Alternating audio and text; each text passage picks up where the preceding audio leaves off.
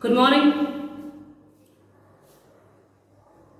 So today we are here to discuss about a new chapter, that is outcomes of democracy. In class 9, you have already studied how democracy is better than any other alternative form of government, that is monarchy or dictatorship or whatever be that. Democracy is better than any other alternative form of government in following aspects. The very first one promotes equality among the citizen. To promote equality among the citizen, democracy में हम जानते हैं कि as the name suggests, here the government is ruled by the representative of the people. So we the people are responsible for the formation of a government. We the people are responsible for the formation of the government. We cast vote in the election and choose our representative.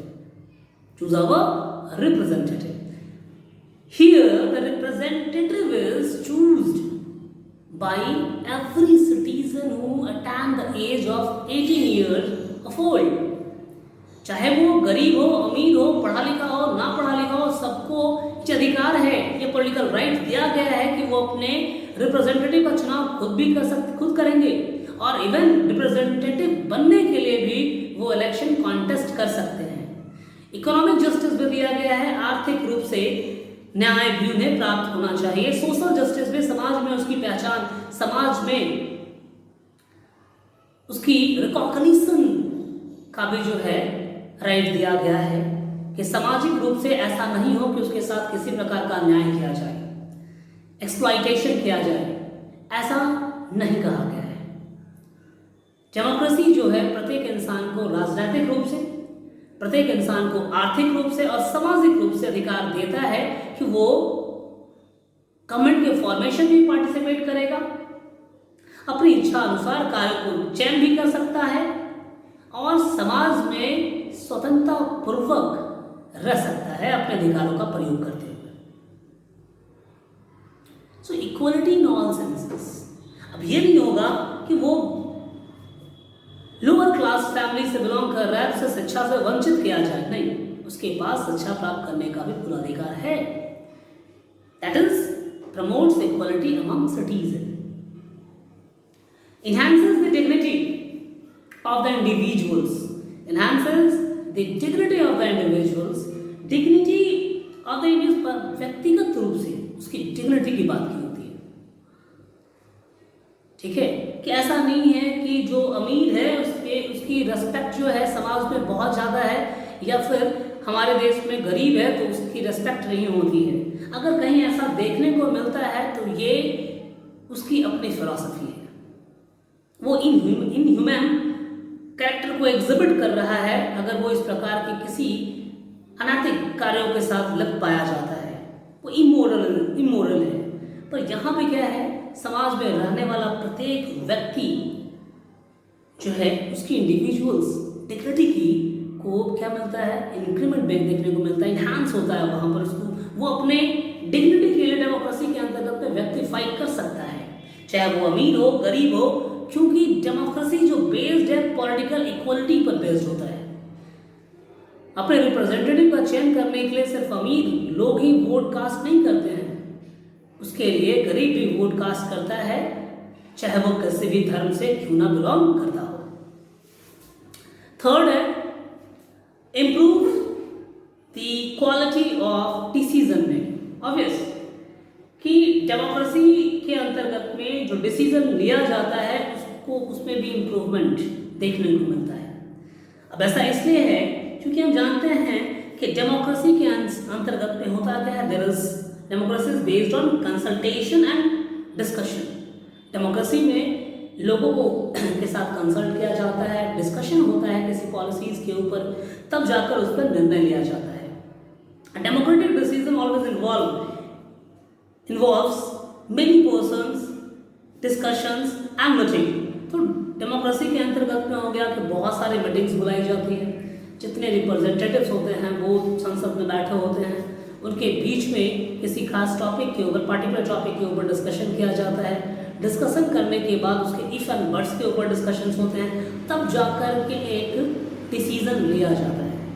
अब ये तो clear है कि एक खास चीज़ के लिए बहुत सारे दिमाग जब लगते हैं तो उसमें से मिस्टेक्स की संभावनाएं धीरे धीरे कम जाती हैं, गलतियां होने की संभावनाएं कमी रहती है, एक बेहतर रिजल्ट सामने निकल कर आता है। Thus, as we know that when a number of people put their heads together, they are able to point out possible mistakes in any decision. मतलब अगर बहुत सारे लोग किसी विषय के बारे में सोचते हैं, सपोज मान लें आपका घर है, कोई डिसीजन लेना है, आपके मम्मी पापा ग्रैंड पेरेंट्स बड़ा भाई सारे बैठ के किसी विषय के ऊपर सोच रहे हैं, तो उस डिस्कशन में जो गलतियां होने की संभावनाएं होती हैं वो संभावनाएं कम हो जाती हैं, वैसी संभावनाएं देखने को नहीं मिलता है और लिस्ट मिस्टेक्स वाला डिसीजन निकल कर सामने होता है। ऐसा नहीं है कि वहां पर भी डिस्कशन के बाद हो सकता है कि 2 पॉइंट्स में कहीं कुछ गड़बड़ हो सके, ठीक है, लेकिन जो एरर होने की संभावना, मिस्टेक्स होने की संभावना, पॉसिबिलिटीज जो होती है वो बहुत कम हो जाता है। अगर अकेला दिमाग मैं अकेला सोचूं कि क्या बेहतर करना है तो शायद हो सकता है कि मैं सारे तथ्यों के ऊपर ना सोच पाऊँ, ठीक है, लेकिन हम सब मिल करके, अब जैसे अभी वर्तमान में जो सिचुएशन है ऑनलाइन एजुकेशन, तो ऑनलाइन एजुकेशन के ऊपर सोचा जाए सिर्फ मैं अकेला सोचूं हाँ यही सही है तो नहीं, हम सभी जब हम लोग बैठते हैं, मीटिंग लेते हैं किस प्रकार से एजुकेशन को बच्चों तक ले जाना है, तो सारे इफ्स एंड सारे बट्स के ऊपर चेकआउट होता है। तब जाकर एक बेहतर रिजल्ट हमारे पास होता है जिस प्लेटफॉर्म पे आकर हम एजुकेशन देने के लिए तैयार हो जाते हैं, देते हैं।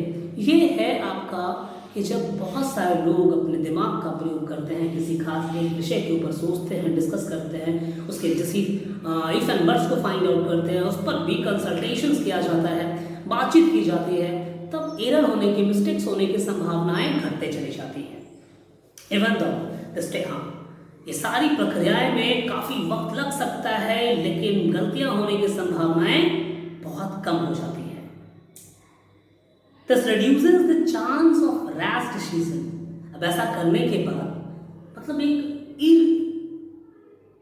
रैश डिसीजन मतलब एक ऐसा डिसीजन जिसमें बहुत सारी गलतियां हो, वैसे निर्णय लेने में की संभावनाएं धीरे धीरे कम हो जाती हैं। जो निर्णय लिया जाता है वो आप कह सकते हैं कि 90%, 95% एक्यूरेट हो सकता है, क्योंकि 100% कुछ भी नहीं होता है। There may be some mistakes after discussing lots, ठीक है, there may be a mistake, वहाँ गलतियाँ हो सकती हैं, होती हैं, लेकिन 90% एरर मुक्त होती है, मिस्टेक्स से आजाद होती हैं।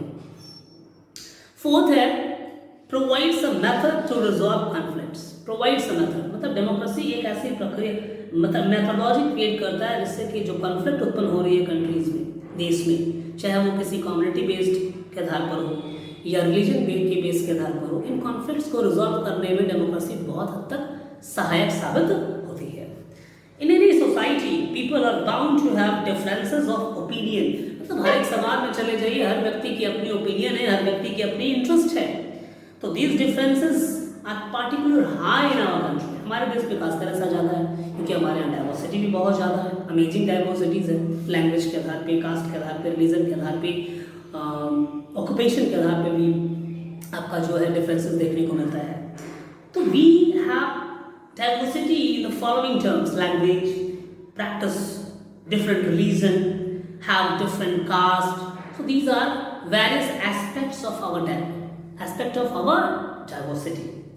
The preferences of one group can clash with those of the other. अब एक ग्रुप ने कुछ ऐसा सोचा तो दूसरा ग्रुप ऐसा नहीं सोचेगा, उसकी सोच अलग होगी, उसकी थॉट्स अलग होंगी, वो डिफरेंट पॉइंट ऑफ व्यूज को रख रहा होगा। तो दोनों पॉइंट ऑफ व्यू, दोनों ग्रुप कम्युनिटी की जो बातें सामने आएंगी तो वो क्लैश करेगा, एक दूसरे के अगेंस्ट में जाएगा, ठीक है। ऐसा नहीं होगा कि मैंने एक कम्युनिटी ने जैसा सोचा ठीक उसी प्रकार से दूसरी कम्युनिटी भी सोच ले।